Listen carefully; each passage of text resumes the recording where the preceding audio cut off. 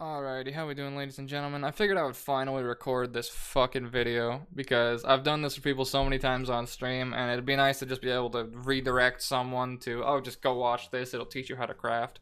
I've done this for weapons and stuff before, like an ultimate guide to crafting, leveling weapons, but, I mean, that problem has pretty much been solved, but people always come into the stream, and I'm streaming right now, by the way. What's up? People always come into the stream and say, yo, I have no resists, I have no life, how do I fix this? And outside of just taking life nodes, like grabbing a ton of life and multiplying your life, for those of you who don't know, if you take like a plus maximum life, like say this 20 maximum life here, this gets multiplied by any percent bonus. So this plus 20, when you add like 200% max life to it, becomes like an insane amount of HP. That's how people can get up in the 5 to 7k HP range, and some people even at like 10k with a top end build. But these percent max lives also multiply off of gear, right? So I was just explaining how multiplication works. So this plus 20 becomes like a plus 50 or some shit like that down the line. That's not the exact math, but it ends up like that. Now, any plus percent maximum you get will multiply with plus max on gear. This is why everyone says get max life on gear, because it multiplies with your talent tree nodes, or your skill tree nodes. So, other than just getting more life nodes, getting life on every piece of gear is an exceptional way to make sure you don't fucking die over and over and over again. And of course, you want to make sure your resists are capped. I'm leveling a character, my resists don't fucking matter right now. I'm leveling a Facebreaker character. Leveling with Facebreaker to eventually play an endgame build in solo self-found. So you want your resists here to be above 75% at all times. Keep in mind, after clearing Act 5, you lose 30%. After clearing Act 10, you lose another 30% to put you at minus 60 at the end of things. So you need to basically overgear your resists. Now, a few ways you can do this is by taking the Alira Bandit, because she'll make it so that you can get 15% all resist, just flat, which is great. Another thing is if you're playing Marauder, to grab Diamond Skin right here. This is a 15% all resist node. You get another all resist node up here if you're playing Templar, get Holy Dominion. And if you can spec into these sorts of nodes with like 2 points, 3 points, something like that, so you start Scion, there's a node there. You come back from Ranger or something, it's maybe too much work to get that, but you see what I mean.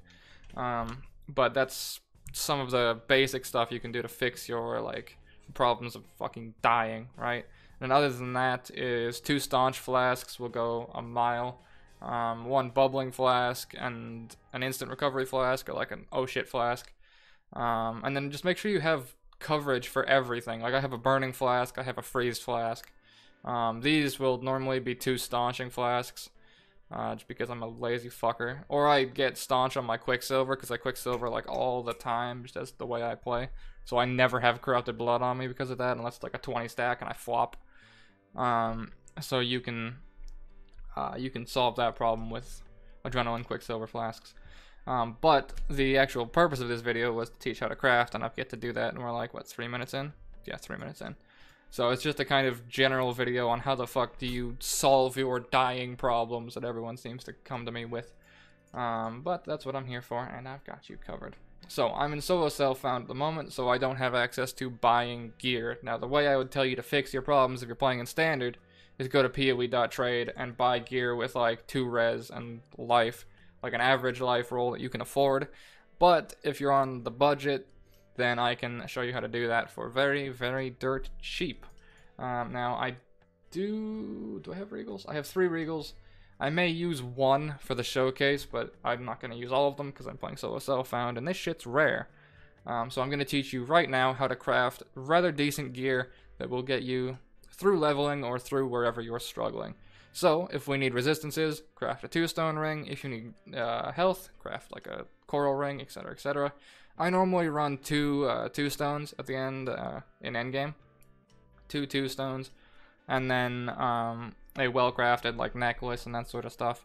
And if you're wondering how I do my endgame gear, I generally use 2 to 3 build creating uniques generally, and have the rest be rares that are filled with max life, resists, and then whatever else I need at the time, depending on the build. So if I need some cheese-worthy stat, then I'll get a cheese-worthy stat.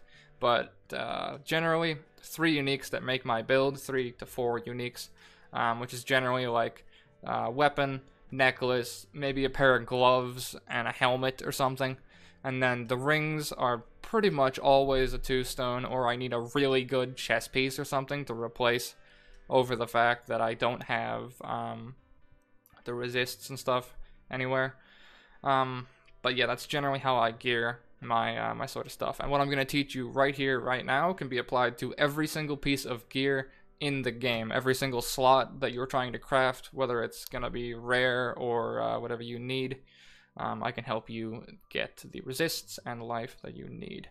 So the first thing we're going to do is we're going to throw a transmutation orb on ye olden rings, and this is going to make it blue. We bought these white rings from the vendor. If you go to the mage vendor, just hit purchase items, you can buy one from him. As you can see, they all restocked. You can buy it at blue, or you can buy it at white. It doesn't really matter. But what does matter is if you hold Alt on it, you can see the implicit mod. You want that as high as possible. They all cost the same price. Buy the one with the highest implicit roll, and you'll be good to go. This one's 29, and this one is 28. So technically, if I want it to be optimal, grab this, as it'll equate out to maybe like 5 or 10 more life when we're done with it. Okay, so now we have them blue, which means that they rolled a few stats on them. They could be good, they could be exactly what you want, they could not be. In my case, they aren't, so I have alterations here. I have a stack worth of alterations that I'm going to work with here. This is relatively cheap to get, and you'll get it just from farming, doing Arcanist boxes, that sort of stuff. So if you hold down shift and you right click it, if you're playing on PC, if you're playing on console, I have no fucking clue what your UI is like, so good luck. But if you just left click on the item, you'll see it'll re-roll. Now if you're looking for life, this is pretty decent as is. I mean, tier 13 life is pretty shitty, but we're on a low level base, so it's not really that great. You're not really going to get anything too exceptional, but just doubling up on the stat that you're looking for is always nice. This has now become a 38 life ring, and this has no life on it. So if I take this off, I have a few modifiers on my HP pool, right? I'm going to make you do a little bit of math here. I have 1.5 KHP, 1.5, 26 exactly. This is plus 38. Watch this not equate out correctly. Plus 38 would have put me at, what, in the 50s? 55-ish, I'd say, with quick math. But this puts me up to almost plus 81. Is it 81? 71. That's 71 life on this ring right here. This plus 38 ring is actually a 78 ring, or 78 life ring, because of all my multiplications and my skill tree that I was talking about earlier. And I still have a lot more to get. So, because of that, you want to kind of plan around that sort of stuff. Now, I can't use my gear because I took a fucking ring off, but etc, etc. Hopefully that just proves that point of how good, like, plus max life is on gear. It's top tier. But you can craft this to whatever you'd like. In this case, we're doing a life ring, so getting a plus maximum life is really good early on. And this would be pretty good and deal with a life situation quite easily because it would multiply off of nodes. Now, if you hold Alt on PC, you can see the rolls on it. And you can see this one rolled a tier 13 on the maximum life, which means I could get it a lot better. But this roll and possibilities for this roll will change depending on the item's level. The higher the item level, the more stuff you can hit, but the higher rolls you can hit. So this is a 10 to 19, and it hit the bottom as well, so it's kind of on the meh side. I'd probably stick with it personally, because mana gained on kill is also really good while leveling. If you don't take a Lyra, you'll be struggling on mana. So I would probably use this just as is, but you can roll it higher depending on what you're doing and how much currency you have, right? So now if we're going to roll a 2-stone instead, we're going to do the same thing, and we're going to look for resistances. Maximum all resist is really good, but we're looking for like resist plus life, that sort of stuff. 6 all res is really good. That's a tier 5 mod. That's actually really decent. I'm going to keep rolling that. Energy shield. Now, the thing is when it rolls one mod like this, you can augment the item itself and get another roll on it without having to spend another alteration. If you don't have extra augments laying around, then just roll the damn thing again. You should be fine. And sometimes it's not even worth it to augment it if you get a shitty mod on top of it. Like, I have added fire damage. We're looking for like a survivability ring, so augmenting and added fire damage may not even be worth it. But if it was just like fire res alone with an augment slot, then augment the shit out of it, right? Use kind of common sense when you're looking for gear like this. This piece isn't that bad. It's now, what, tri-res? Ghetto tri-res. So you would have 27% fire resist, 12% cold, 12% lightning. Now if the rest of your resists are fine, you don't have to use a 2-stone. You can use like a lightning ring, for example, right? Say something like this, exactly, is going to prove my point. You have 25% lightning resist, and then you roll on an extra resist, whether you get lightning or fire or whatever the hell you need at the time. You buy the base that you need, and then you roll something else on it. And with a ring like this, you can actually get insane amounts. Because you can have a 25% base, or like a 30% base, and then get another 25% on top of it, get life, and then get 2 other resists as well if you get like really lucky when we regal it. You can get some insane stuff. And you can have one ring that's worth like 50% resist and 35 life or some shit like that, and it's pretty insane. So if you're looking for a target resist, then go for something like that. Generally in endgame, I go for 2 stones because this lets me get everything with the same base, and I can kind of choose exactly what I want. Because if I get a 16% 2-stone base, that's air quotes 32% resists, but it's spread across everything. So I get like 16% cold, 16% lightning, etc., etc. So choose whatever you need to target farm, of course. So we're gonna look for the optimal god roll if I can get one. Life gain on kill is really good too. Nope. We can. Is that max mana? That's not worth. We're looking for. Ooh, that's good. That's almost regalable, honestly. This is where you start to kind of decide on things. Because 55 max life. Watch my health pool. I just pointed to it IRL, like that would help for the video. But no, watch my health pool, right? 55 max life is literally 100 extra health, which is incredible. And +4 attributes. That's another thing to keep in mind. If you need attributes for your gear, like I have a Dex amulet on, if I take it off, all my gear is invalid. So keep that in mind too. That can help you with leveling and dealing with that sort of stuff. As background noise goes off, hopefully you can't hear that.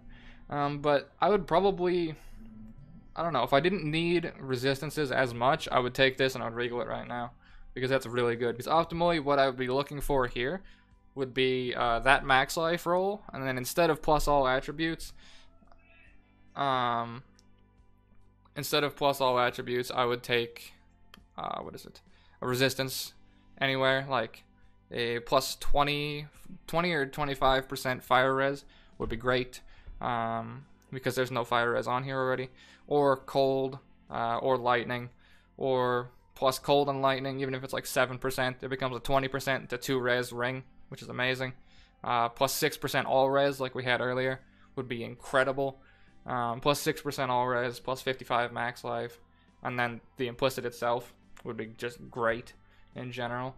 And then one other thing you can do as well, if you have any blessed orbs, like I have 7 here, you can bless orb the implicit, which means we can make it go higher. Notice how when I hold alt, the implicit is 12%, which means that I can actually up that with the blessed orb, roll it here, now it's 15%, alright? So now we're talking with higher resistances, like so. You can divine orb to get the same result with the actual rolls, but that's not worth it when you're crafting gear. One blessed, debatably worth it. If you could just buy the max in the vendor, you're fine. You're better off there doing that. But you can do that too. So I don't know if I regal this. I think I would regal it, but for the showcase, I'm gonna get something with resist here. You know, fuck it. Let's regal it for resist. Let's do it. So what a regal does. This is another crafting currency you can use. Debatably worth it while leveling. I don't really think it's worth to use it while leveling, but if you're crafting endgame gear, I wanted to showcase it just on that principle. I want to fill everything in so I can redirect people when I get the fucking question. So for crafting endgame gear, if you're in solo self-found or you just don't have access to trading, or you're on a very hefty budget, Regaling a blue item that's well rolled is more than likely going to be worth it. It could be worth it, could not be worth it, but you might as well fucking try, right? So what we can do with this is it'll upgrade it to a rare item. Rare items have more bonuses on them, more rolls on them, etc, etc. Which means that this could go from +4 attributes, +55 life, to attributes, life, 2 resists. That's the like, holy shit, this happened roll, right? It could go to life, attributes, 1 resist, or it could just go life attributes and turn fucking yellow. I've had that happen too. So it is a bit of a gamble, but you know, you're risking it. You're not really losing anything. You have a chance to gain on top of what you already do. This is why I'm saying to roll it first, right? Because if you keep rolling things like this, you can roll it cheaply for alterations until you get exactly what you want. And then you upgrade it with a regal afterwards to enhance the already good item to something potentially god tier for what you need. So, let's throw this regal on, and we got fucked, but that's just how it goes. We added mana regeneration, and it wasn't really anything of note. Now there's one more thing I want to teach you.